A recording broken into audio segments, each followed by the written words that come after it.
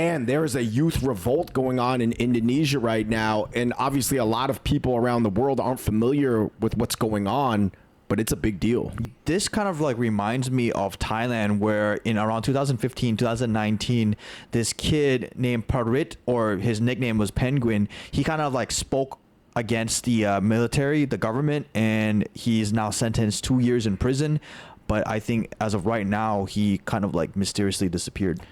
Like we said, I think that there's just always been corruption in Southeast Asia, all around, but particularly in Southeast Asia, and people reach different types of breaking points, but then they also like blame different people. Like Indonesia in 98, they had an economic collapse, and then they blamed the Chinese, the Chinese Indonesians, and they, to be honest, like a lot of them got killed too.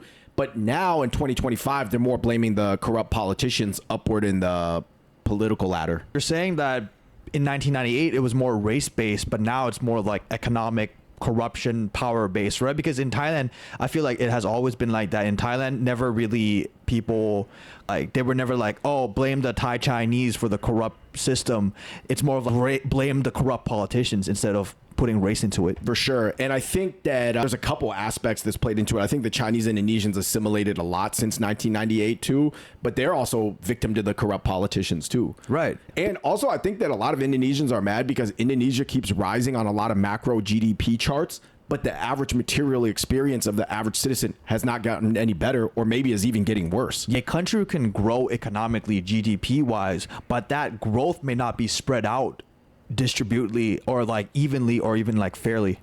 And I think that it's always unfair the way they distribute it, but when it's like super duper unfair, the way the youth in Indonesia feel it is right now, then that's when it's going to get to a breaking point. My last point, I'm gonna bring in Singapore real quick. I think Lee Kuan Yew said that if you have the 4 Cs, right, even if there's super corrupt individuals, if everyone is willing to work and it can make a living, have condos, have cars, have everything, the economy, the society is going to be stable.